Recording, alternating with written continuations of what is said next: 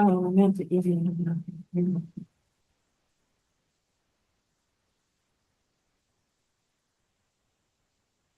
We have Adam that came remotely. I didn't. see Yeah, him. part of it, I Oh, think, the first so, 45 minutes, he said he could.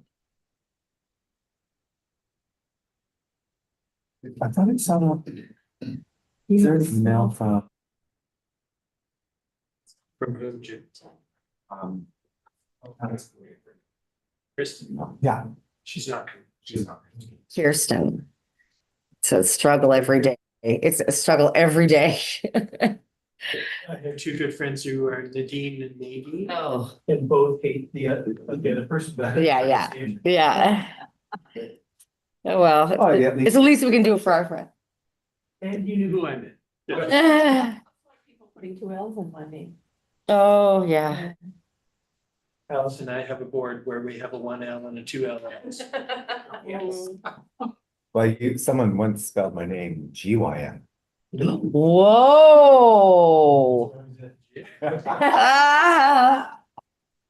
Thought, okay, well, It's interesting, some of the pronunciations, some of my clients, but we're not of Canadian descent or first, English descent. How they pronounce Morse. Mm. Got Morrissey and Morrissey and Mm. all sorts of interesting things to do. Well, we are good to go, Chair. we're ready to go. Yeah. Well, welcome to our June 18th official community plan steering committee meeting. Everybody has a copy of the agenda. We do have quorum. So item number 1 on our agenda is the approval of the agenda, and if there's any introduction of late items. Are there any late items anybody would like to bring? No, okay, then. Next up is our May 13th steering committee minutes. I'm hoping everybody's had an opportunity to review them. If anybody would like to make a recommendation that we approve the minutes. Okay, seconded by David. Okay, All in favor? yeah, All in favor? all in favor? Oh, sorry, all in favor? Sorry, get on that part. That's the important. Yeah, falling back on my duties here. Are there any comments that we need to deal with? I have no public comments Okay. or public. Okay, we'll get into the meat of the agenda. So the first is some updates. So I think we all will have a sigh of relief that we managed to get through the first round of the public engagement. And so what we wanted to do on the agenda here was just to sort of go through a bit of our own reflections on what we heard, what we learned. Probably more along the lines of how it went. How did the consultation go? The engagement, what could we do better? We will have an opportunity at a later date to get into the results of that in a much more wholesome way. So I don't know if it's a lot of value in reviewing everything we all heard, but if there's some major themes around that or things that came out, especially as it related to the process itself, it would be a good reflection. Just to know for next time, Daniel mentioned he's got the demographics of who responded. So do we have it by age group, or I guess I'm thinking, did we miss a group because they didn't come or we didn't let them know? But that would be an important question for the future. Yeah, I put together, I circulated by email just shortly before the meeting, but I put together just a quick overview of the round 1 engagement, just to sort of set the stage for who we heard from and yeah, how successful we were. Let's see when this shows up. And I know our fan is going, so if I'm too quiet, please let me know. Okay. Here it's Okay, alright, so we had 674 completed surveys, which we were quite happy with. I think our goal was sort of in the 500s, and so the fact that we were able to get that many, we were quite happy with. We tracked 21 events through the month, 51 hours, and just over 600 attendees at those events, we estimate. So there's just some photos of planning staff on the ferry, and there's Betty at IDLC. presenting to that group.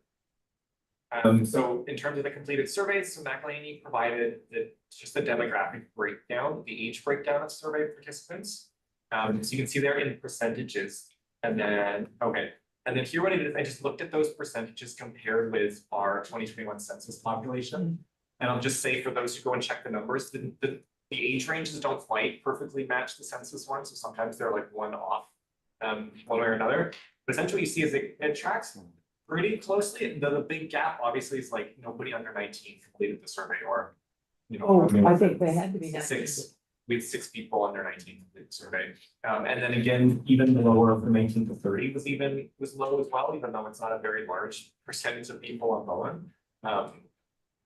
Our survey responses weren't meeting those, whereas we were capturing the older age groups, pretty closely tracked our overall demographics, so. So Dan, can you go back the bar graph? So 100% of the 31 to 55 group responded to the survey? No, sorry, this is just percentage wise, so this is showing, in yellow, it's just is the, like, if you look at the total Bowen population, this is the percentage breakdown of people in those age buckets. And then in the green, it's of the 674 survey responses, what percentage were in the different age brackets. And then just to note that that was an optional question in the survey, so not everyone responded to it as well, but. Is that why it doesn't add up to 100? Yeah, or it doesn't add 674, so the number. Oh, is that actual numbers? It says percentage. So first it's in this one under 19, it's like 6, and then it's 0.97% of responses. Then 19 is very 22 responses, just 4% responses. Even so, you can see the bulk of people responding were 30 to 70, right? Or, but then we went to here. Well, that's actually the bulk of people on Bowen too. So, yeah, just something to note. I'll also say too, we did 3 events. We did an event at IPS, we did an event at IDLC, and we did an event at VIX. IDLC and IPS we did with their whole student body, and then at VIX we did a session just with the grade 6 and 7s. So they didn't complete the surveys, but they did complete, we could go through the boards with them and talk about visions for Bowen. And just the other one to note for the survey, in terms of we asked if you were a year-round resident, a seasonal resident, or a visitor. And so the vast majority were year-round residents, a small number of seasonal residents, and 6 visitors, I think most of which were my immediate family members. So, yeah, and then I just sent around some guiding questions just in terms of reflecting back on the round 1 engagement and survey, maybe any of the engagement events you did. So it's like, in terms of capturing them, partly this is to like capture, okay, what do we want to do for when we think ahead to the fall and the next round of engagement. So what do you think went well? What was a success that we could take from it? And what are some things you learned during it of the community? And then are there voices or stories that might have been missed? Who are we missing in this engagement? How should we try to target them? So maybe I'll turn it back to you, Jim. Sure. I mean, I think what we wanted to do was just go around the room and just capture some thoughts from folks. So does anybody want to start off? Or do I have to name names? Go ahead, Glenn. Bill. I would have a hard time answering some of the first bullets only because I only attended one event, so I'd be interested to get the summary from Emily. But certainly the last bullet, my observations, I attended the golf course and I think it's a success. There was a very good amount of but the observations that I've had so far, and not just at the meeting that I attended, but just casually talking to some folks across the island, is that there seems to be a real passion of nature and keeping it out of the rural.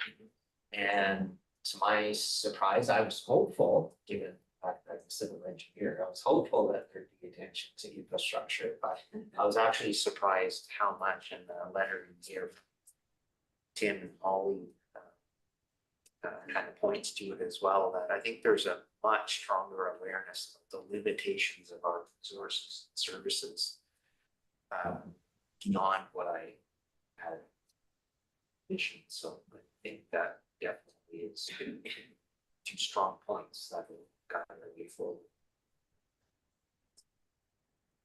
What's the next? I think it was Daniel that pointed out that I can make it rain. Terrible weather for all, including one rain out with Allison at the fire hall. Oh, that makes sense. The skate session, we were supposed to be. raining like at. this. Yeah. So, but it was interesting because I did a bunch of others and each one seemed to have its own character. We had one with developers and one with past politicians, just apparently coincident. The McElhenney consultants, of course, are way better than I am at drawing people in and taking them through the process. I was impressed by their ability there. There's a huge constituency on our island that knows what we're doing and just, I don't want to say they don't care, but they don't care enough to get involved. And so we had lots of conversations over dinner with friends and things like that, where we were trying to draw them into it and say, you know, do the survey. Well, you know, I will, but, and so we have to get better friends, but I think the next round will be really interesting. If we are scheduled to do more right after the draft, is that correct? Yes. And I think that'll be really good, and I expect to get more pushback from people as they see what we're thinking. I don't know the Zoom, so I don't want to make sure, but The Zoom is not showing on. Chris has got his hand up. Well, that's why I want to make sure I don't, I've got my back to them, so. sorry, this is the, Or two screens. that's the Zoom. So we've got a call into IT. Oh, okay, Yeah. okay, as long as someone pay attention to what's happening behind me. Right. Okay, great, go for it. You're on, Fritz. Oh, okay. Well, the only thing that I did really is in the first meeting at the what do you call it, the farmers market, I just directed as many people as I could towards McElhenney's presentation. So the only thing I did was convincing people to participate. And then because I thought it would be time for me to respond to Steph's email that we had to get more respondents. And I thought, you know what, I do a Friday ferry lineup and did exactly the same. So I contacted with a lot of people, had no long discussions at all, and have absolutely no idea what the responses would be. The things that I did notice is that there are far more tourists and trades on these ferries than I thought. What ferry time did you do? I did Friday, what is it, a week ago or so? And morning? started at 8:30 and I basically did it till dinner time, but I skipped the 2 to 3 o'clock because the 3 o'clock and the 4 o'clock I skipped because I know that those ones are all trades that are leaving the island. And then I was surprised how even in the other hours, which I thought would be more residents, it was like 1 in every 3 cars was maybe someone who lived in Bowen. And I handed out, I printed something like 300 of those flyers, and I just got rid of about 200 of them. And there's a lot of young people who were really visiting Bowen, and they were so happy about Bowen that they were looking forward to complete the survey.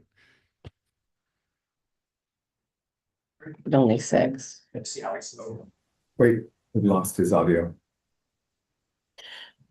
No, because that's a little lag. I apologize. That's the Oh, that YouTube. was sort of like, Yeah. okay. So Alex has his hand up. Is it Alex next? Just have my hand up just to register a chance to speak when Fritz is done and Yeah, everybody I'm else is done. done. Yeah, he's done. Definitely done. Okay, just wanted to make sure I wasn't cutting you off. Is the audio is cutting out a little bit here, so. As for myself, like when it came down to accessibility surveys, had people reach out, but I had people reach out on the last weekend of the survey. And really found I needed a paper copy or not a paper copy, a digital copy of the question so I could help fill it out that Monday. So I do have some people who have not completed it yet, but kind of got stuck in that holding pattern as they couldn't complete it independently on the Saturday or the Sunday, which were the 7th or the 8th. So just wanted to kind of put that out there. But I,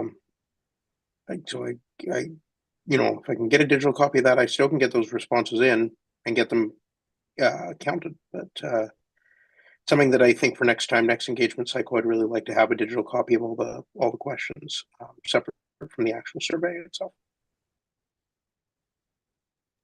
Like just a Word doc or something to that effect. Thank you. So that was, reminded me of a comment. Matt Mulhaney cut the survey off early. And one of our people went to, I think people tend to leave things to the last minute. And it said the survey, I think said it was open till the 9th. And they all went to. Yeah, if I can, that was one of our learnings too, is we'd have it always open till Monday.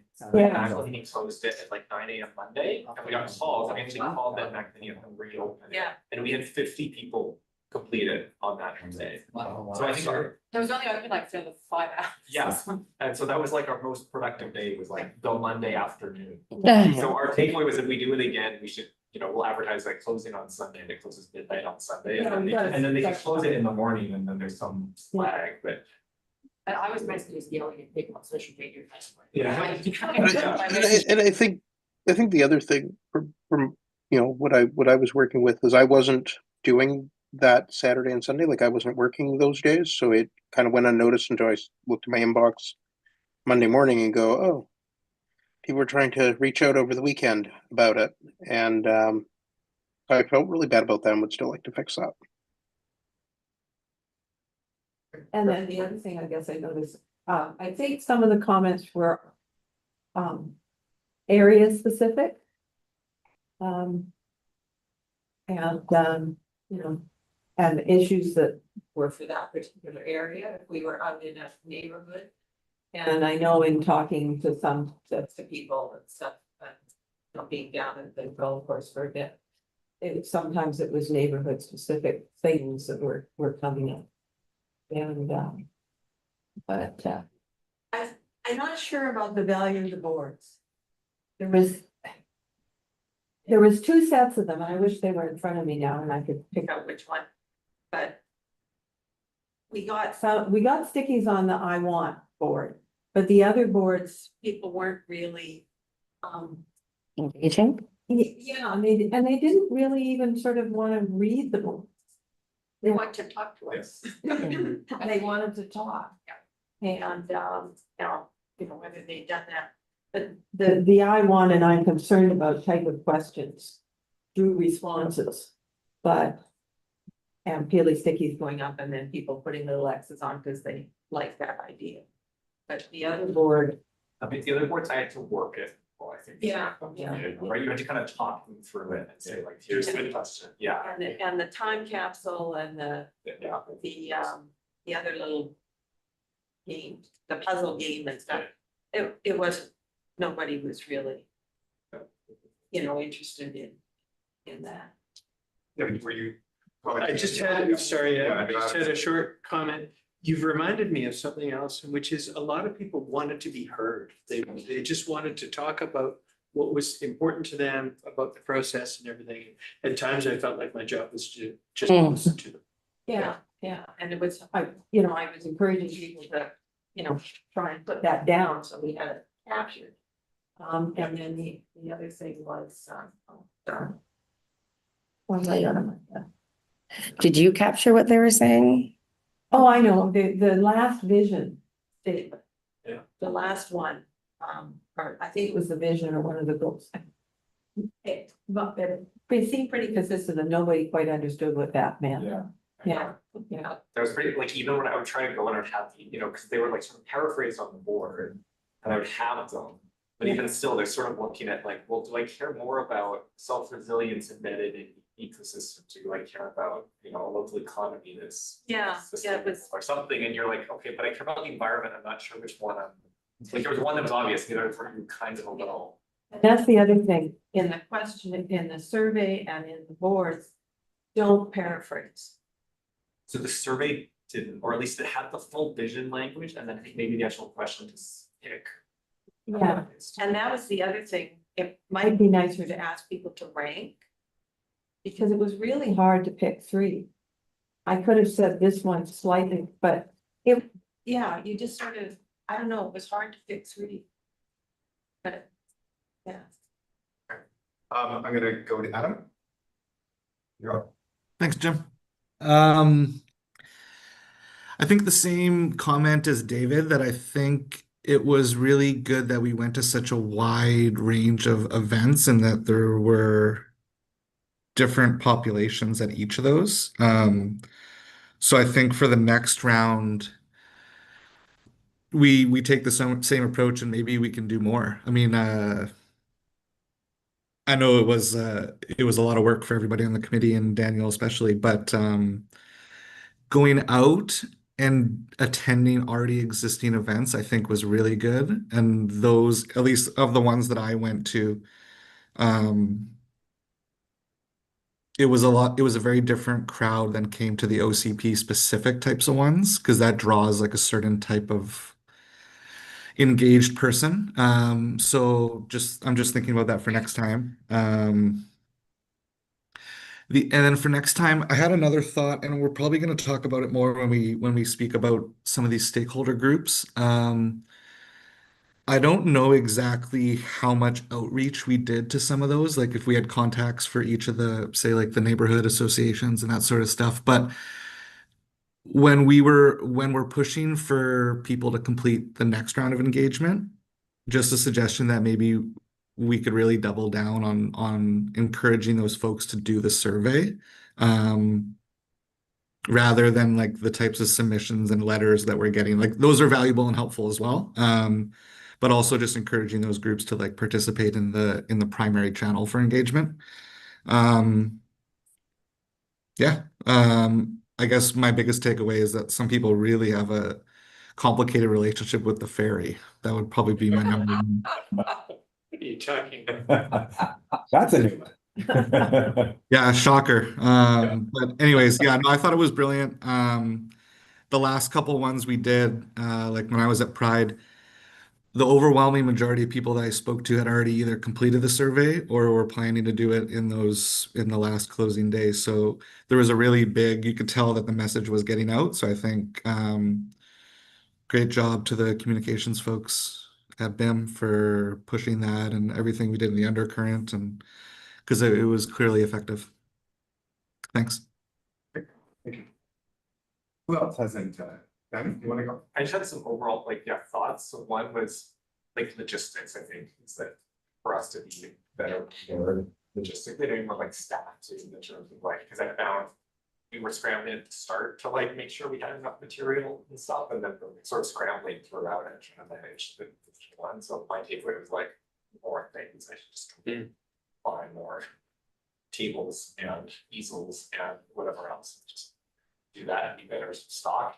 I was thinking about knowing that okay, the next round is going to be like fall, winter, and thinking about one, maybe lesser. Maybe there may be fewer community events and having to be more intentional to like dating the ones that are happening. And two, knowing just change in weather means it can be harder to catch people. Like I was thinking about, Fritz doing the ferry line up all day, or like sitting in wherever the place is. It's like it's very different if it's 4 degrees and pouring rain, right? It's a different experience. And even like Sarah and Xerxes did several rounds of dropping off surveys in the ferry line as well, and stuff. Yeah, and it's different if it's like, when it's sunny and people are there with their windows open and they're chatting, and it's different when it's like gross out. And it's like, no, I want to talk. And you turn their car on and turn their, it's like, so anyway, some of those logistics are harder, so it's like needing to be more intentional trying to catch people. It may be riding the ferry instead of working the lab. But Yeah, I mean, we had found like. But they're still in the car. More successful. Oh, okay. Partly because I think it's like, people don't come up. Like they were catching, it's like You only get the walk-ons. yeah, you get the walk-ons, some of whom don't wanna necessarily, like, I think we thought like, oh, this would be a way to catch the high school students. it's like, I'm not really, The Like, cost of super living interested, and yeah. yeah. but so maybe we should be hitting afternoons to catch, you know, high school students coming home. Maybe, I don't know. Yeah, council knows the board, like doing it at non-events was a challenge. Like I did some at the library square and some at Artisan. In the last one I did at Artisan, I by myself, and I ended up I took down the boards and I just instead went into like every business. So like I could hit in the same amount of time I'm gonna stand here and catch a few people who are coming for coffee. I'm instead I walked into every business and like gave them the survey thing. Some of them have heard about it, some said they would take it, and some they're just recycling once I left, but on that more effective. Yeah. So on the age bit, thinking going forward, the response for the 70+, how many people actually asked for a paper service? We got 2 paper surveys. Yeah, Yeah. so it wasn't, Not a lot. yeah, because I was thinking that some of the older age group probably doesn't, you know, or some of us hate social media, so we don't listen or pay attention. They wouldn't be doing that sort of thing, so did we go to one of those lunches? Yes. At Legion? Adam and I went. Yeah. But even then, like most of them would like, if they were to do the survey, they take out their phone and they scan. So they're still, I think, yeah, there's other takeaways too. It's like we thought about, okay, wanting to make sure we target like a mail drop at the start of the. Something we thought of like partway through that like, oh, we should have done this, and by that point, we're like halfway through the engagement time, but. To like lead with a mail drop that even is. More generic, like that's the other thing we found is we had the posters at the start that just had some of the events listed on it. And then we ended up, like I converted one just to be just the survey. That was important, just to have one, like have a generic flyer. Like, here's where you go to find information. It doesn't necessarily have dates, because we didn't have them all set. Sorry. what was the other question? Most of the engagements, I mean, I can understand for the neighborhood specific ones, but for the ones that were farmers, you know, that were general and. Yeah, those weren't on the calendar. There were sort of, some of them were, and some we were just adding, but because part of the cool of it, like people didn't matter, like they said, oh, I'm at Library Square at 2 o'clock this afternoon, it's like, well, people. Because I If did people have saw it, they could just as easily fill out the survey. yeah, because I had some people. Where's the thing? It's not on the calendar. Yeah. Go back to comments, couple more. Betty, do you want Yeah, to weigh in? First of all, appreciation to staff for support for, you know, having this stuff there and organized. Sarah did a nice customized poster for me, all kinds of things that kind of facilitated. I could reiterate what Allison said about, things are neighborhood specific for me. And I'm very curious to see what the big survey results look like compared to the in-person events, because you don't, in the survey, you don't have that freedom really to just focus on what you're feeling intense about. I actually enjoyed the in-person dynamics quite a bit. I felt like I got to know different neighborhoods. I actually had a couple of calls, and that's probably my demographic, from people who got stuck partway through the survey with technology. And I'm wondering if that might be, like, people like me don't really like updating my technology. I have to, you know. Yeah. Turn it off. Yeah. Yeah, and I suspect that, you know, when you build something like that, you're using kind of state of the art version, and maybe that's possibly why that happened, but, and then which I think Daniel mentioned, the pushback on the old vision. I mean, I had somebody say to me, what does that even mean? What, like, they were really quite, and I think the attitude behind that is worth listening to. I understand that, you know, a vision is a vision, but people just felt like it was over the top, so. That was kind of interesting. And I happen to also live in an area where there's a lot of part-timers, and I try quite hard to get them to participate, and they're just like, it's not relevant to them, you know? I don't know why, because obviously they come here, but I'm not surprised that number was small. So. Yeah.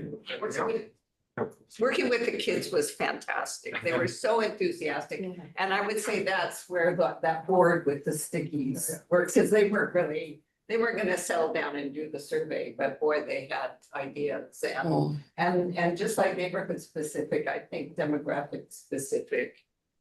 Kids know what they do have here and what they don't. Thank you.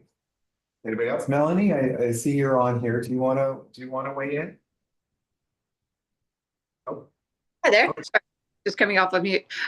No, I think a lot of the observations have already been captured by other people. I thought though we both participated in the one at the Ready. I thought that was a good place to just remind people.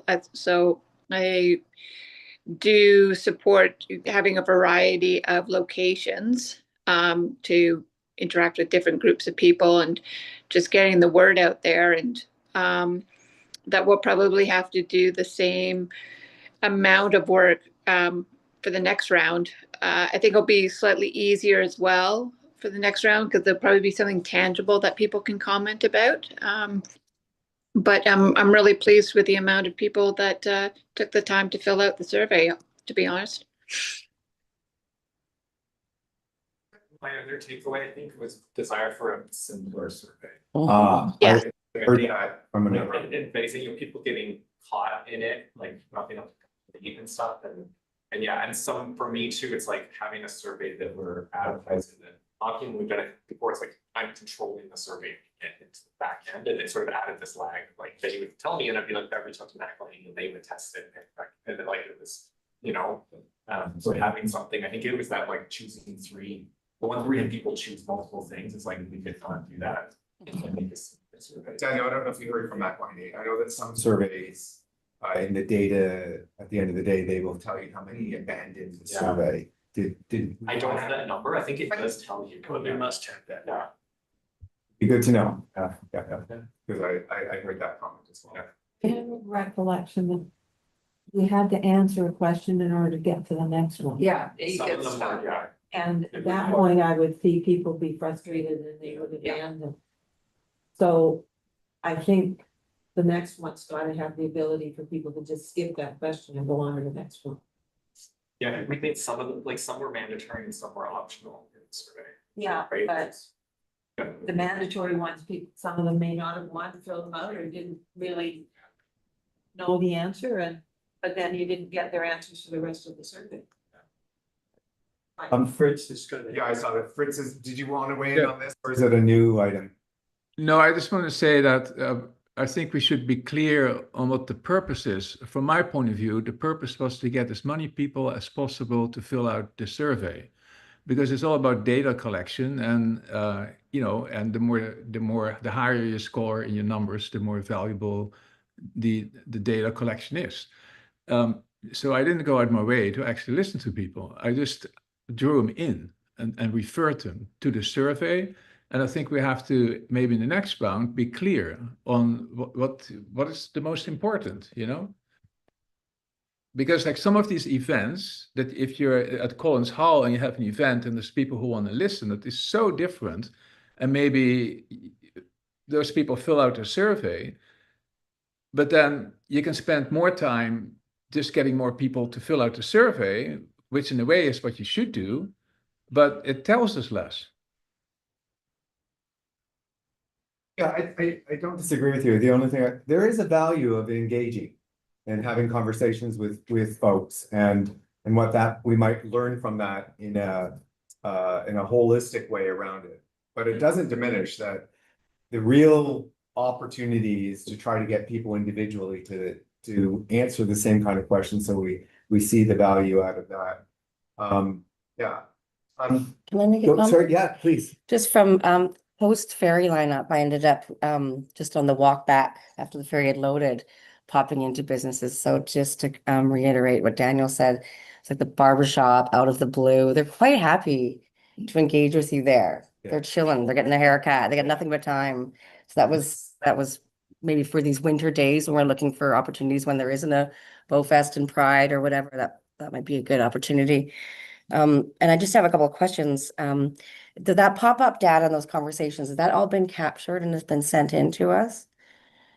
I guess my concern is that they're talking to OCP members and staff, but is that information getting to McElhaney? Yes, and I would bet you that we have different experiences on that, and Right. that's difficult. It may go back to Fritz's point around really encouraging them to do the survey. I know what every conversation I had with folks, and it was like engaging, it was interesting, but I said, please do a survey. Right. Because there's no way that even my capturing of it, like it will give me an essence of what people were asking about, but not the details of what they were really feeling in the same way as others. And the survey does have that importance. So I don't know if that's very hard for us to give that weighting as opposed to giving us all individually and collectively as we share our information here, a sense of what was the mood and hearing from people. Yeah. And then for the second round, is it going to be a survey? Somebody said the word, or is it a different kind of engagement? It listed some of the stuff for phase 2, but I don't think it's set yet. Okay, But I would imagine there's still an online. that option. I would anticipate there's still an online survey option. So we might want to get our heads around what's going to be, because we're all what we should do next time. So maybe get our heads around what there is to prepare for. Yeah. October? Yeah, I mean, I know later in the agenda, I think I have a progress update. Yeah, Okay. let's hold back to that. Okay, good time to revisit that. David, we didn't hear from you. Did you want to, or specifically, yeah? I just had a little thing, the sticker, the OCP survey stickers really need a QR code or something on them. Yeah. And I get that that means they have to make different stickers for every OCP they're doing, but oh well. Alternatively, they could have a generic URL that they update and it could be made to work in the background. And quite often I would show somebody a sticker and they'd say, good idea, where do I go? And if it's just in conversation, then run the risk of losing them. I also agree with the data capturing idea, but I think that the real interaction with people, first of all, that's why we have more than one person working the pop-up, but also that real interaction, I believe, yields more participation later. People feel welcome and included, and they're going to give feedback to neighbors and friends on things, and it's either good or bad. So I would agree, because there was some people like, who are you? You know, like, and, it's sort of like, and then, so I think it does create that sense of, you know, and explaining that, sorry? One more thing, we needed a OCP steering committee member. I think that's a good idea. Two things. I have Adam, I'm gonna put you on the spot. You put some comments in the Zoom that while we still have you here, do you want to elaborate for the rest of the group? Yeah, I think it was good that we were there for a lot of these things as committee members, because I think there is, like, I do a lot of engagement for my work, and it's very different when you're there representing an organization like the municipality, or in my case, TransLink, because like you're a company man. And of course, you have a different sort of perspective and how people perceive you compared to when you're a volunteer on this committee. So I thought, like, at least in my experience, people were more open and I think less guarded in that I was a community member. So I think that was good. And then one thing, and I know Daniel probably doesn't want to hear this, but like it was great when we were at the Legion and Daniel was there, because you had the staff person as well as the community member, and they have a different perspective and a different way of answering questions, and different knowledge and everything. So as much as we can for the next round, if we could do more of that, I think would be great. But I do understand that Daniel's only one man, so. Thanks, Adam. Chris, you still have your hand up. I don't know if that was a holdover from before. No, I can't see the hand on my own screen. Okay, So That's fine.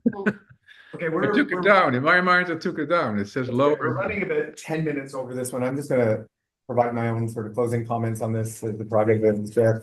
I thought everything, I know that when we were planning this, I was a little afraid that we weren't gonna be ready. And I know I was sort of saying, if we're not ready, we only have one chance to do it right. And I was very pleased to see that it all pulled together and it happened. I think I heard from Daniel that a little bit more time would have been better. So that's something that we can definitely learn about that. But I think that to reflect on, what we were really trying to do, and I know we've said this already, is that we wanted to get people's initial thoughts and get them engaged, because the real fun begins starting now, right? And so reflecting on what we did here will obviously be I assume we're gonna get that at our next meeting. And so that will be important. And then, but to not reflect or not to forget when we're into that next planning cycle, that we give ourselves enough time and we reflect on on how it went.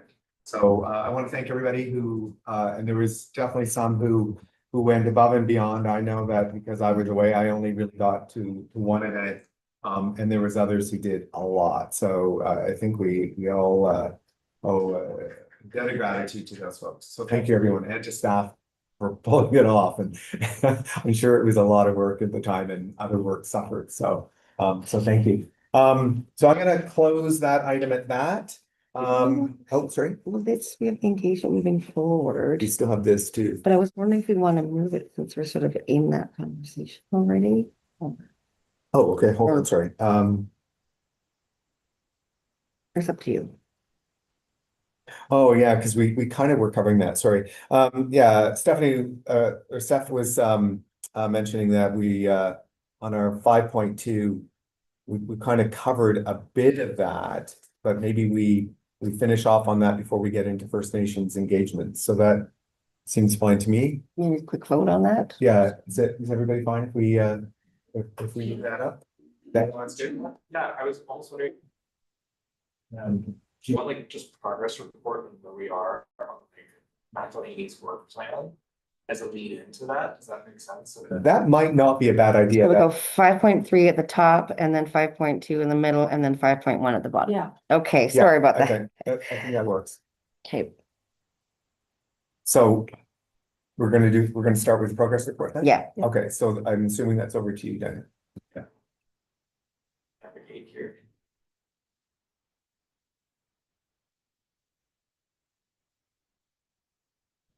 So just, yeah, for those joining remotely, we'll start with the progress report and then do engagement moving forward and then the First Nations things. Okay. So this was just to give the committee that grounding of where we are in that the McElhaney work plan that we went over at the start. So currently in phase 2, which is gather ideas and explore options. Then we have draft plan and engagement, taking place summer and winter, and then finalization of winter and spring 2026. Sorry, Councilman wants to do. Are you gonna have more specific dates? I mean, winter is a long. Yeah. So just phase 1, at this list that have all been marked as complete. So some of that was the infrastructure review, the baseline findings report, preparing the engagement, the workshop they did with us. Okay, so phase 2, prepare engagement, materials set up and test the online engagement tools, and the big broad engagement are complete. McElhaney is underway with the phase 2 engagement report. That will be her report. And then from that, the other 2 phase 2 tasks were draft vision, goals, and emerging policy options. And then it's formulate scenarios and options. And it's a meeting with the steering committee and McElhaney. Their tag meeting number 3. And then I'll just go into phase 3. So phase 3 then goes through draft OCP outline, draft OCP. So draft 1, they have a deliverable technical memo summarizing the ability to service the draft OCP. 3.4, preparing public engagement materials. 3.5 is the public engagement on the draft OCP. 3.6 being revised the draft OCP since based on like what we heard provisions. It's a meeting with the OCP steering committee, meeting number 4 with McElhaney and us. And then leading into presentation to council. And so this was just the overview of those tasks. So essentially, 12 are completed, 1 is in progress, 14 left to do, some of which are quite lengthy. This is like, oh, we're halfway there, almost, but some of those phase 3 tasks, it's like draft the OCP. It's a big one. Yeah, so I just wanted to, just in terms of people and where we are and sort of McElhaney's work plan as consultants, plan. Yeah, just a question, obviously, we'll probably all anxious to get the phase 2 engagement report, what we heard. Yeah. Is he provided a bit of a schedule of when that is likely. Yeah, I think they were anticipating next week. Okay. Some of that is we still have pieces to do, which are exercises. We have to finish digitizing the like essentially the post-it notes. But we digitized quite for them, we haven't finished that yet, so they're still waiting. And they had been waiting for any paper copies as well that came in that we entered. So I think they're the ones we've received so far. We weren't sure like if Alex still had some that were going to come in. Okay. Oh, it's the timing of the winter engagement. Yeah. So is that gonna start like in November, December, or are we talking about January, February? Cause I think we're looking at what, April or May for a draft? So, I mean, the schedule that McElhaney had presentation to council like earlier 2026. Yeah, so I guess I'm thinking. We don't want to be starting any real public engagement over the Christmas period, Mhm. but like Christmas craft fair and things like that might be an ideal place for a booth Yeah. if they're ready for that. Yeah. But Yeah. just getting that out before Christmas, so when people are out and engaged and talking to people, if it comes up as a dinner time conversation or something, but we've sort of got the beginning of December and then really no real chance for public engagement because people are going to be off and out doing things. I mean, I agree, like Alice, like when I look at the schedule, yeah, that's sort of like a tension point in terms of. Is it trying to hit, like if it's public engagement, it's trying to be, November, early December as a window, like there's a lot of steps before then, Yeah. right? In terms of like draft OCP, OCP outline, all of the pieces that come with it, some of that plays into too our conversation about like how to solicit data from various sources, stakeholders, those type of pieces play into that too in terms of like what's trying to happen before that phase. And you're right, it's like if it's not early, like November, early December, it's like January, February. Yeah, and I hate when we launch 2 days after the Christmas graphic. Yeah. That's, if you're gonna start a public engagement in the early December, then that's the idea. Yeah. You got lots of people. You might have to be outside in the little covered area, it's still. Chance to get to.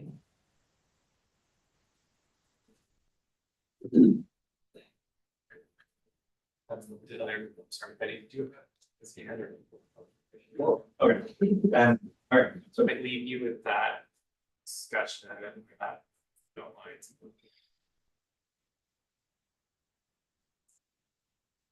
And then. Yeah, so that was progress report, and I know Betty had provided me on the agenda as well, just to outline of some.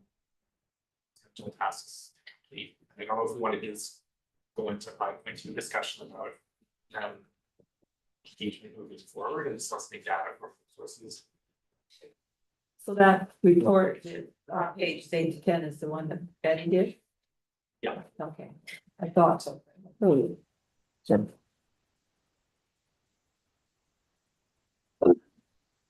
That's that Gantt.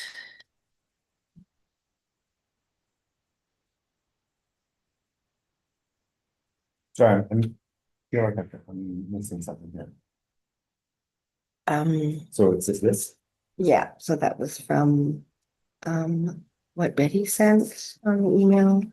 Sure. So as part of that progress and role of the committee discussion for this next phase between now and the next engagement. And is it, sorry, this is from Betty? Yeah, The what- she okay. provided us an idea. You want to speak to that, Betty? Yeah, want to give some background? on this? I think that there, like Daniel was saying, there's a lot of stuff going on in the McElhaney area during this period, and you've got ideas about how to structure our work from now until. Yeah, I mean, I remember way early on, we had that stakeholders list and I just sort of wondered like, what's happening with it? And I've had another problem, several of the people who wrote letters said to me at some point, you know, can we submit a letter? And it's all right, you can do anything you want to it. And, I can't say, no, you can't.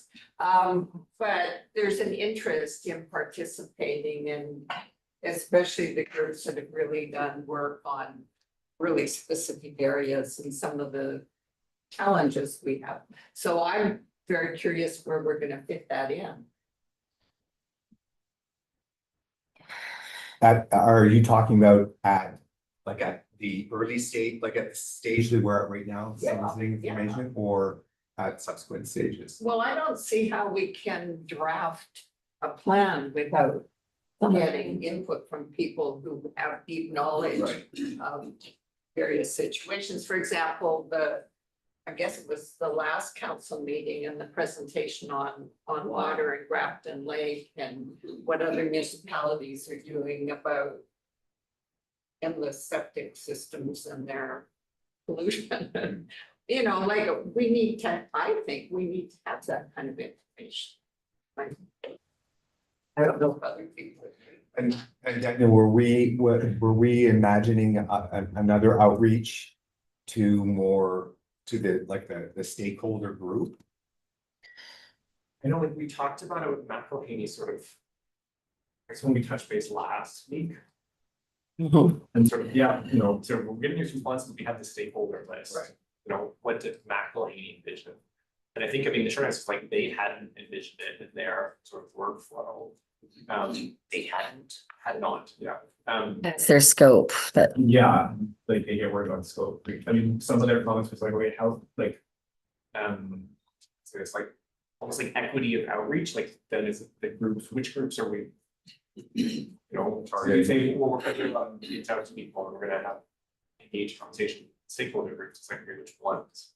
And how do you make sure that you're doing it fairly, or are you meeting with the neighborhood groups who have neighborhood groups? What about the neighborhoods that don't have neighborhood associations? Are they just then not as like not heard? Like, are you not hearing from those groups the same way because they haven't formed organizations? Right. Yeah, so Yeah. did I see Adam's hand? Sorry, Adam too? Okay, who's first? Maybe Adam, because he's got to leave. Okay, yeah, Adam, you go first. You have to. Thanks, Jim. I think actually, Jim, was to your question about like who do we reach out to or how do we reach out? I think it might be a good idea to talk to McElhaney and ask them which of the stakeholder group inputs would be useful for them as they start to develop the goals and actions. And then I think there's a second tranche of stakeholder groups that we ask for feedback once we have the goals and objectives. So I think it's like a better question for McElhaney to tell us, like to Betty's point, like some of the environmental really that would probably be good to have McElhaney have their hands on before they start to draft objectives and goals. Whereas, you know, neighborhood association feedback is probably better in response to already drafted goals. So I think it's like maybe we take that list and we can look at it and say, what information do we need as an input into the development of the goals? And then which is the group of stakeholders where we're asking for feedback on those goals. So that's my thought on that. So this came up at the Emergency Program Executive Committee, which is the committee that's charged with managing the emergency management coordinator, and it's required by the province, the legislative committee, as to fire smart principles being embedded in the OCP. And one way in and one way out development is not good for emergency response and that kind of thing. So there were some specific comments, so I think Steph's captured them in the minutes, and the minutes will be coming forward, but that sort of gives you an example of an area that would come from a committee, and then all the areas that are on private water systems. You know, they need to be recognized as community water systems in the plan, you know. Well, because some of the things you can't do if you're not on a community water system. So I'm just thinking, and they've got interest in either preserving groundwater quality or surface water abilities and stuff like that. So I don't know, but I think there's some of those, and then the Conservancy, I guess, is another one because they're very I interested. mean, there's gonna be a range of groups that have, Yeah, I guess I'm concerned about having to going out with a draft and then having them come back up. Well, if only you'd asked, if we would have told you there's this problem, this problem, this problem. So maybe we just send out a blanket notice to all of the associations and say, if you want to provide any input into the OCP, you've got to do it now. Oh, Adam's Hold on. shaking his head. hold on. We have Betty on the list then. I was saying from the Yeah. neck. No, I understand. Hold that thought. Betty, do you want to weigh in? I think one of the ways I was trying to frame it in my little thought chart here was we were given a certain mandate from council, and it included circular economy. We know we have islands trust. We have, the whole food security thing, they're all interrelated. It seems to me that if those are things that the council asked us specifically to look at, that we need to talk to the groups on the island that are already doing things in those areas. So, yeah, I wasn't really thinking of just like every soccer club so much as I was where there's an alignment with our mission from the council. Okay, gotcha. Hold that thought. And was it Adam first, then Glenn? I think I'd go Adam. I'll go after Glenn. Okay. Just a quick follow-up to Allison's suggestion there. I would caution us about asking for input from everybody right off the hop, because if we do, like, I'm just thinking about the letter that we got from the Snug Point Neighborhood Association. We're gonna get letters from everybody saying you can't do A, B, C, D, E, or, here because of all of these reasons. And I think we need to be kind of like unfettered when we develop those goals and actions. Like, I think we need to have the information that's relevant to developing them. But if we're asking everybody what they want without kind of establishing like a baseline of what the goals and actions look like, we'll have very little room to navigate and work within. And then everybody will say, you didn't listen to what we said. Like, so I think there's just like a risk in the timing and then the sequence of when we ask for feedback from folks. So just my thoughts on that. But got a couple things. One is in terms of timing, I think the timing is now. I think we will build on input before we start talking about policies and drafting. So I would suggest that we need to move on the target groups very quickly. I think we all recognize that the list of groups, interest groups, was very long. I think the reality is we can't reach out to all of them. I think we have two choices. We either send a form letter. Well, I guess a few things.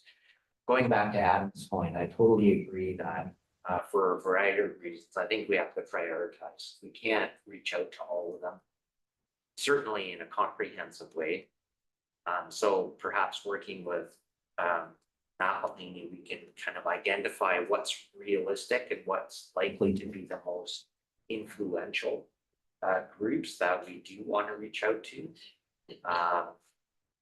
My thoughts on Allison's comment about water users, or the water groups. I mean, they're clearly going to have something to say, but on the other hand, the municipality also already has a pretty good understanding on those systems. I'm talking about the private system.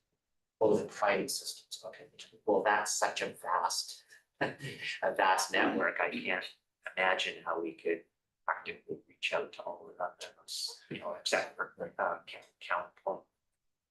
Okay, let's get some more thoughts. But what did you say? You're gonna send out a form or something? Was it? Yeah, my last Oh, comment sorry. is, I think with respect to that long list of interest groups, we have two choices. Certainly one, I think we have to develop our priority list, those that we feel are most influential and realistic to reach out to.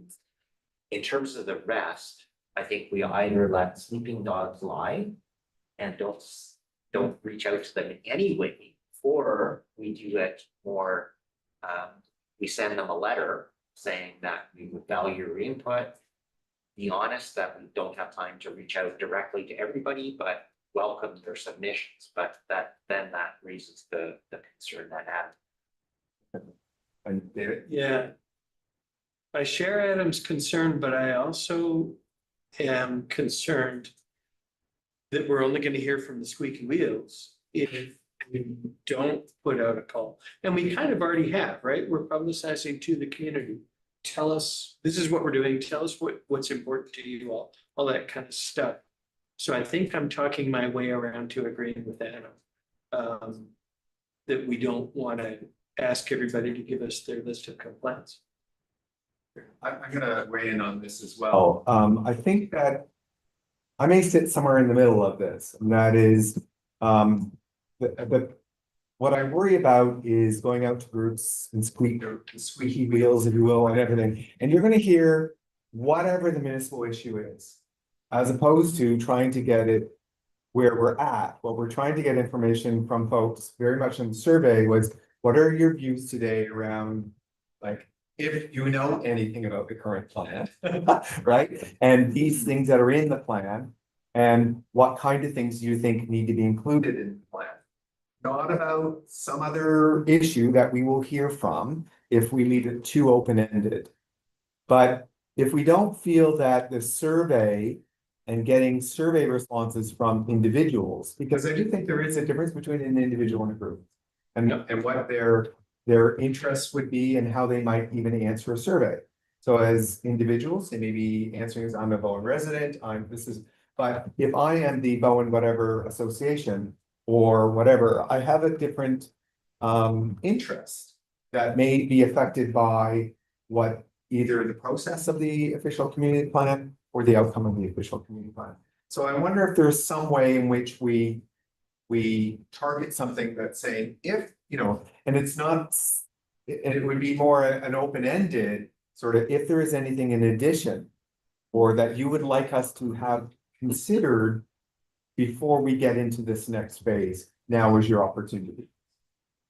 Okay, Adam, you wanna? Fritz beat me by a few moments, so after you. Okay, Fritz?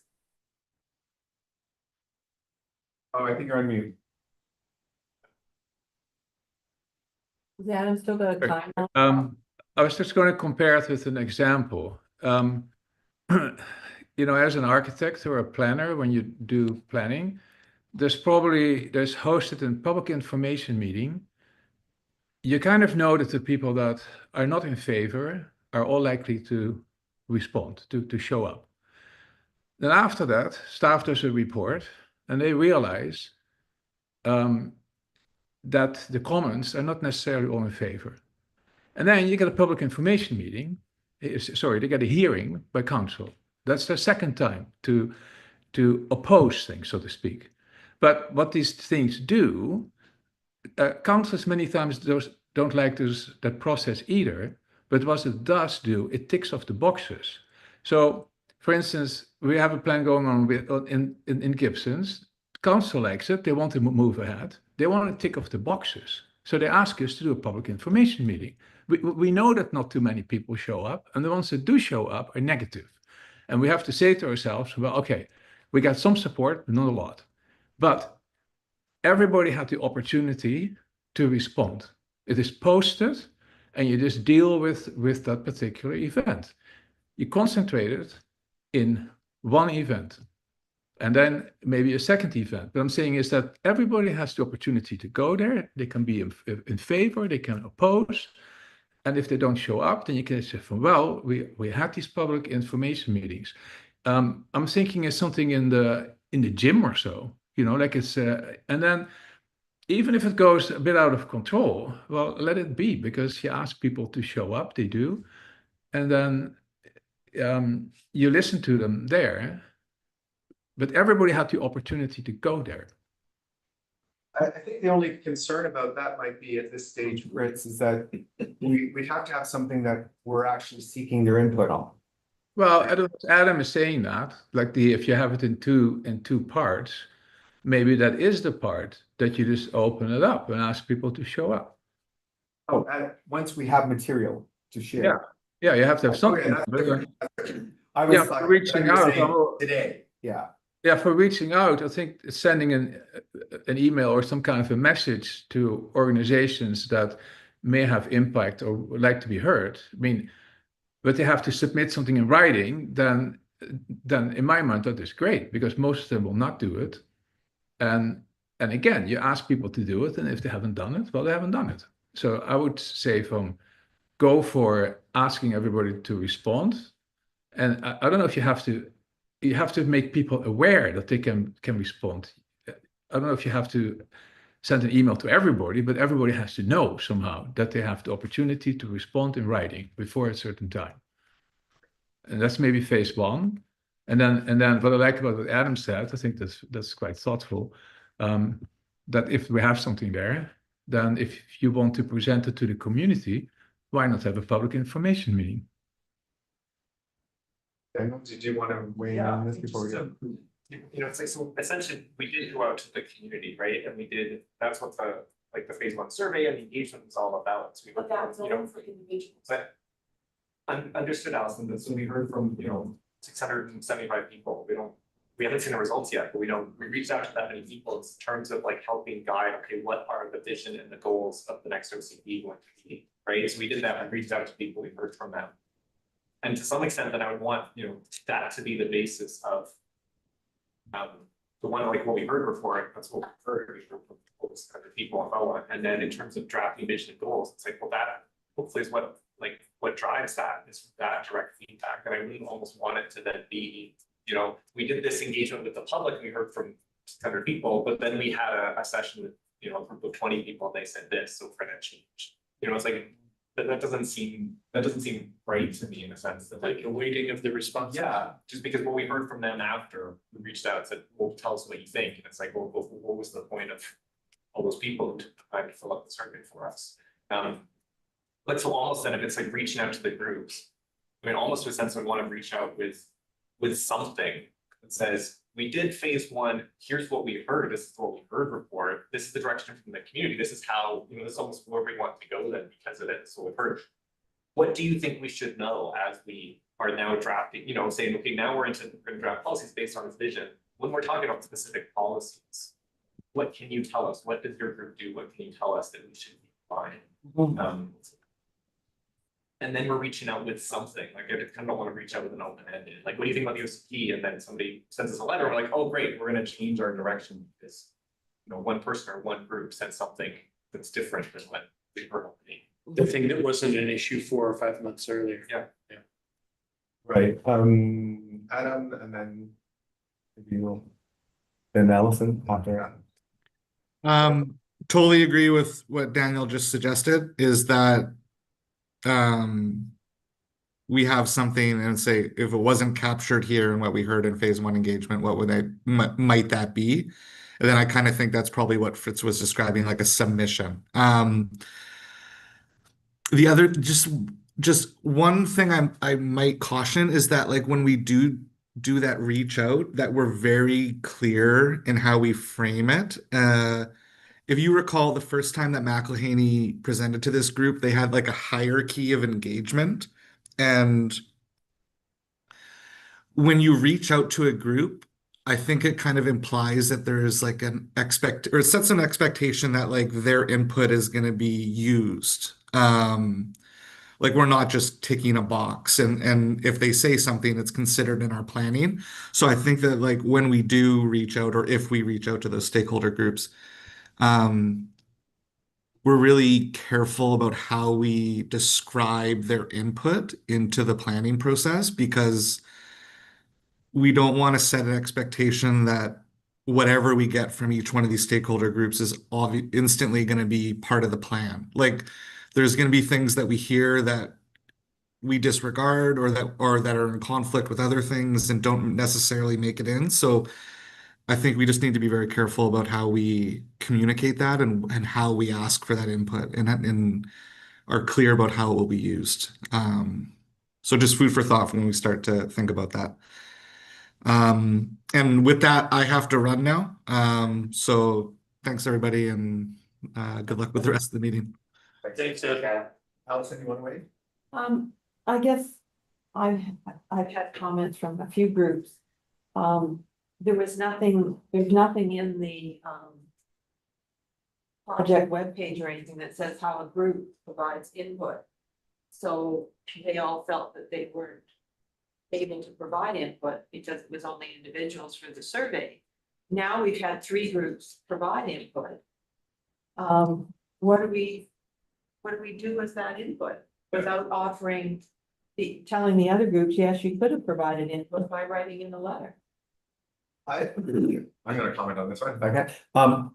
I somewhat agree with you in the sense that I think that in hindsight, upon launch, I would have had a blanket open invitation to any group to provide a submission. Mhm. Yeah. You know, nothing like we're at this early stage. If there's any early thoughts on the OCP that you want to give us, you know, we also encourage every individual to fill out a survey. Obviously can't fill out a survey on behalf of an organization in that way. You could, but that wasn't what we were, we didn't really, we weren't keeping track of it that way. So I guess in some ways, perhaps, I mean, you're quite right. Some folks just decided upon themselves that they're gonna provide a submission and that's a prerogative to do so. So we could treat it saying, nothing stopping anybody else if they wanted to, they could have. And I don't think it gives it any more or less weight. It just is what it is. But I think not enough, or sorry, I still think we have time if we felt that was a necessary thing to do, that we could go back out to all the groups and just say, as we are in this process or whatever, if you wanted to provide a written submission to the steering committee, please do so by X. No expectation that they do, but it would be, you know, I wouldn't make it leading. I would certainly say that, you know, that if there's something that you want us to consider at this early stage, by all means, send it away. David, do you want to say? I like that, just another bit of background or other information. At least 2 groups I spoke with leadership of those groups and encouraged them to have their members respond, that they were able to contribute to the survey that way. Yeah, and again, we got good response from individuals, so there's no, it would just be a matter of, I think if someone criticizes the process and saying, but you didn't ask a group to specifically submit, and we as a group have something to say, I would think, okay, you're probably correct. We haven't asked for it. Yeah. We might be in a better position once we see what came in from the survey. It's the what are the gaps part. Yeah. And for example, piece that I felt so far was missing in any of the engagement I had was anything about the business community or the economic sort of stuff. Does that show up in the survey? Maybe it will. But I think maybe we need to be quite focused on looking for the gaps, and particularly in relationship to, you know, what council asked us. And committees are different, I think that. Or is that, are we gonna treat them all? They are voluntary committees. Yeah, well, like the APC and the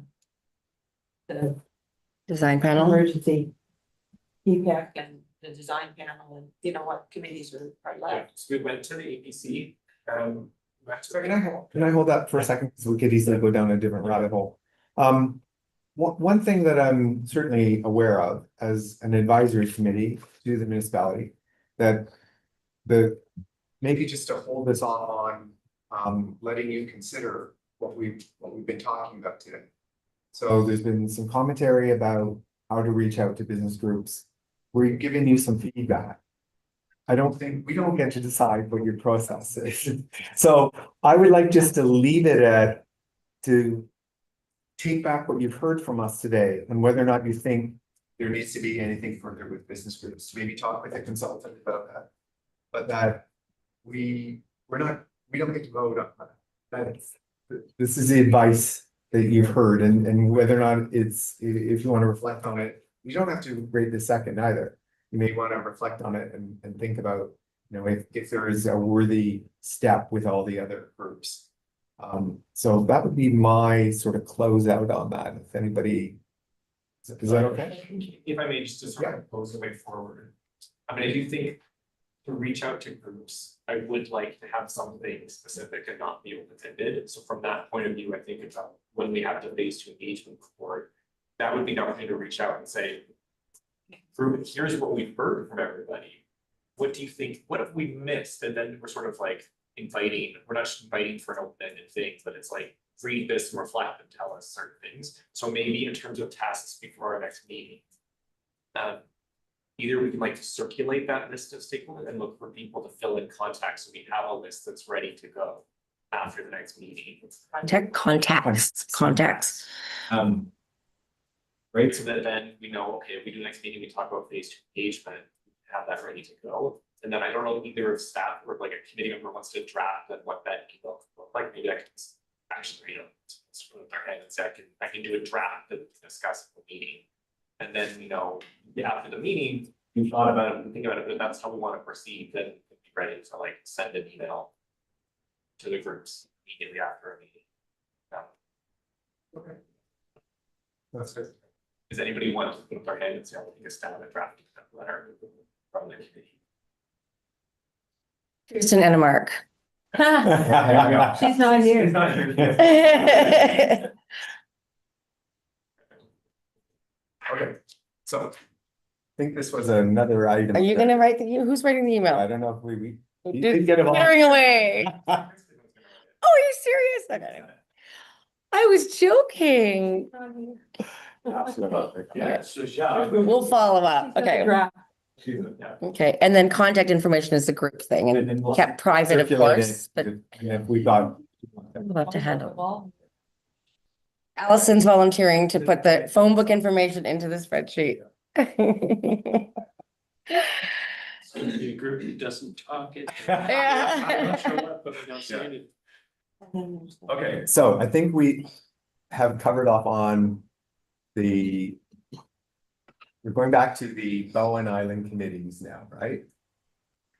Yes. The.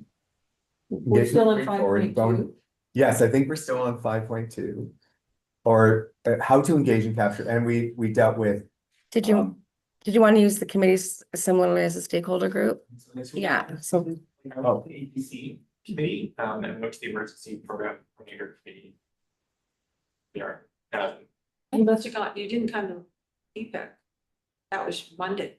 yeah, so Xerxes came. Yeah, Yeah. so we heard our comments. Yeah. Yeah. And so we didn't go to the parks committee because their term of reference weren't established in environmental parks. I think we weren't able to book advisory design panel. But and yeah, then so that was the intent, was to go, and we went to some of them and capture data, and then we could do a similar thing in terms of going back with the phase 2 with the what we heard report. Yeah. As an update, and then we'll be going back again in the fall when we do the next round of engagement. So that's what we'll be capturing.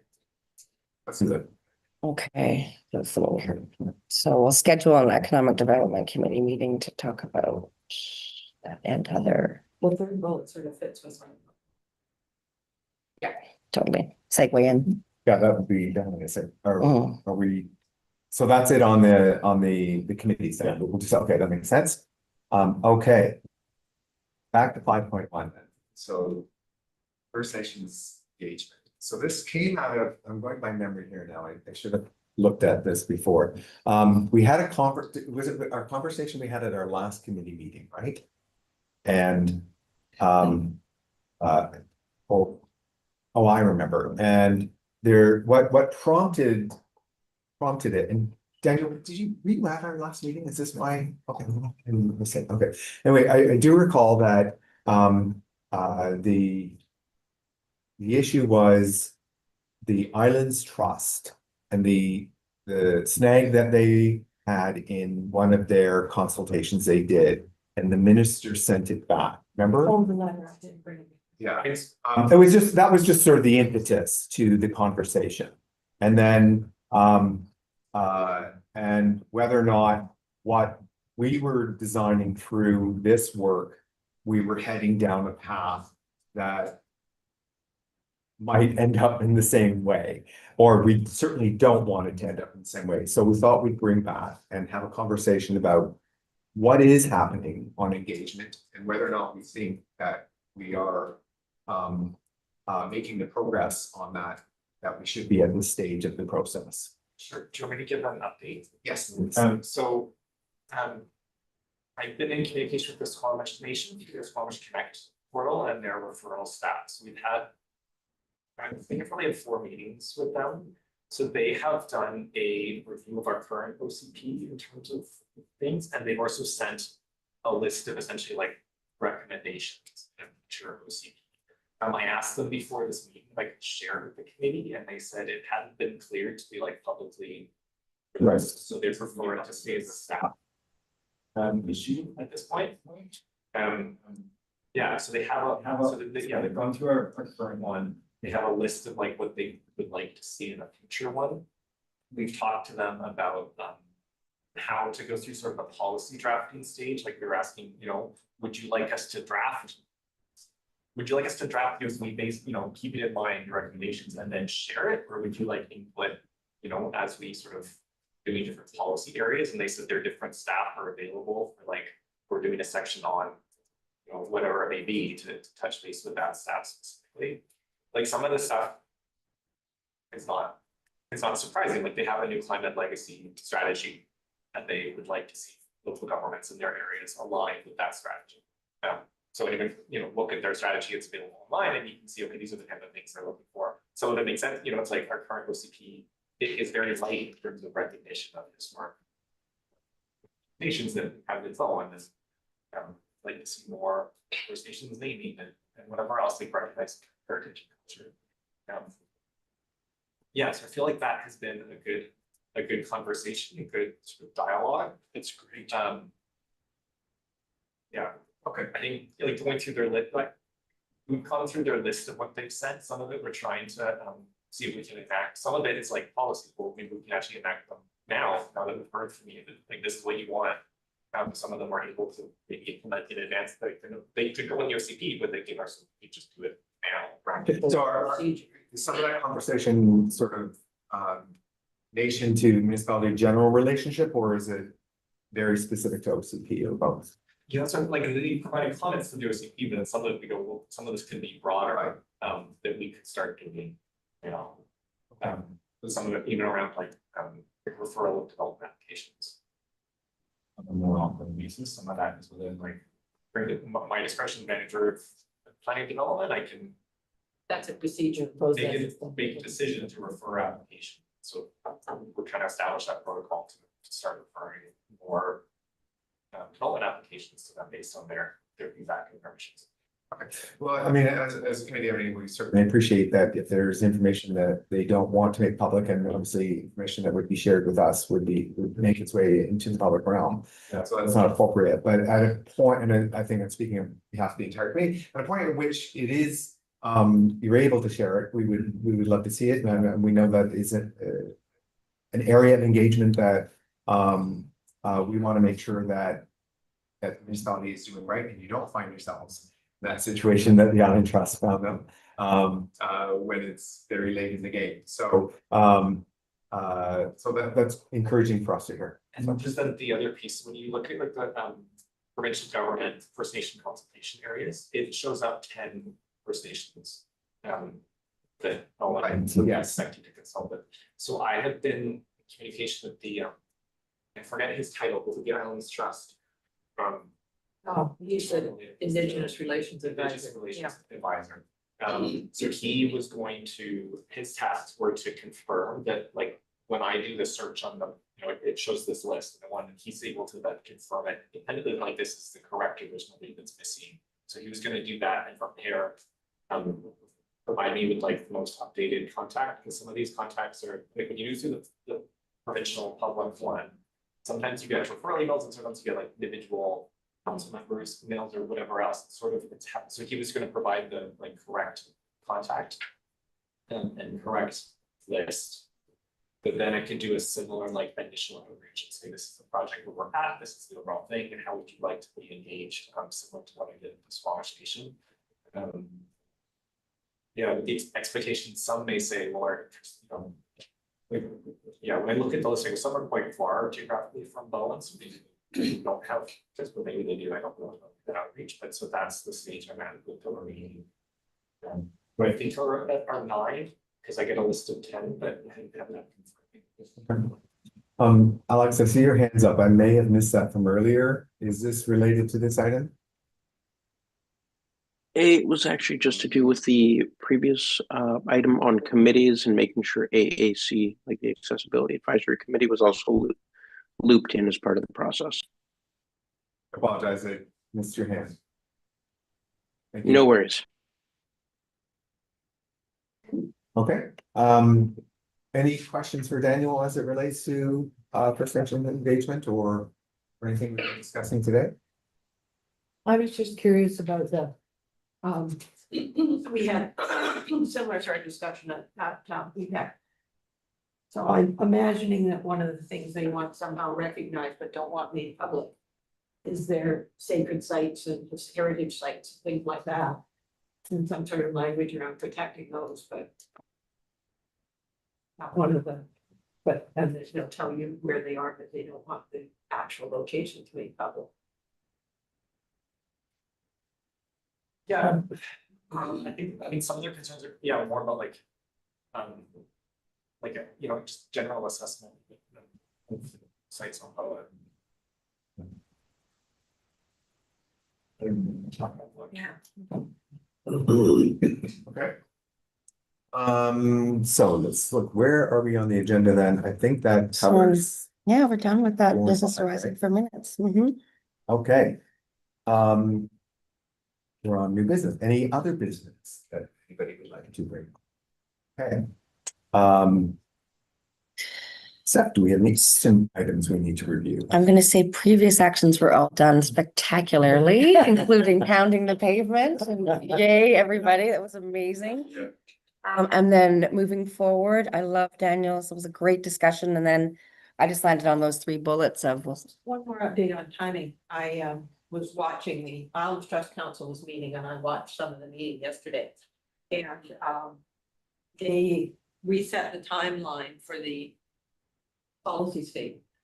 So they're gonna have a committee of the whole at the end of July, where I think they're actually gonna look at the final draft for first reading.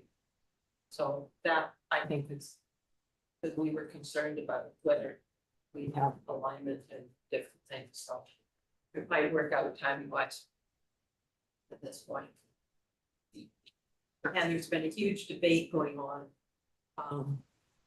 And response to that letter from the minister, where they don't believe that there's a whole group that doesn't believe that the letter from former trustees, and there's legal opinions that the trust mandate is more than just environment.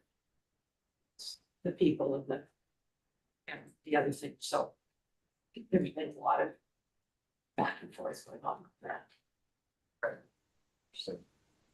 so maybe, is that like an Islands Trust update to be included as part of this agenda?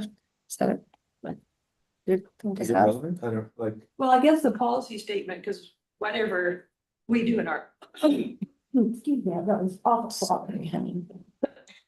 Whatever we do in the OCP has to match the policy statement, right?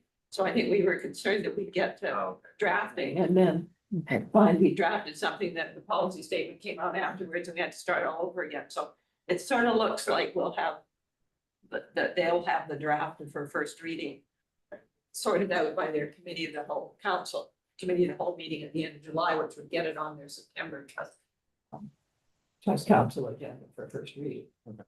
I see the sort of the step that in terms of analyzing like the draft we come up with, it's like the current Islands Trust policies checklist, does it comply? And then the draft, you know, maybe the first reading bylaw version could comply. Yeah. Trying to like make sure we're covered either way, like from the current one and the draft is, but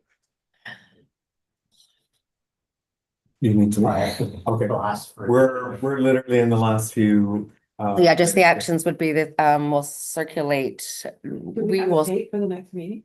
No, we need to talk about that. Just also on the agenda here, you will see that there were attachments. Just want to bring those to your, if you haven't had a chance to review them, it might be good to refresh before our next meeting. so the attachments were the capacity Yeah. report was an excerpt from council, that was from Danielle. And then a letter from, a member of the public about growth and development limitations of Bowen. Right.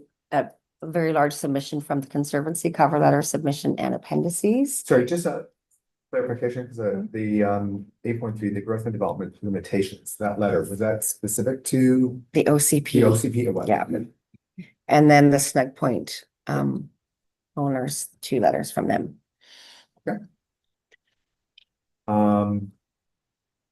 Okay, Since we have no members of the public, right?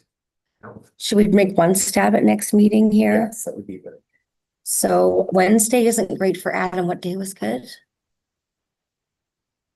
Okay, let's do it offline. Yeah, You're okay there's a to bunch do of that? people, yeah. There's- a lot of too people many aren't here. people away. Yeah. To try that, okay. But I mean, no doubt we'll, just in terms of other timeline stuff, Daniel will we'll have the stuff back from that going in advance of the next meeting. So when are you expecting to be ready for it? Next few weeks, right? yeah. So say like the week of, try to get in the week of July 14th to 18th. Is that a good meeting time? After. Pardon? Or somewhere between the 14th and the 24th? Yeah. Do it offline. Yeah. Okay. Like, because I was debating them before that, Oh, the week before. Oh, yeah, let's do it. Love it. like the week of the 7th to the 11th, that week. Who's available for that week? We can check. We'll circulate. Okay, offline. Okay, yeah. I'll confirm with that.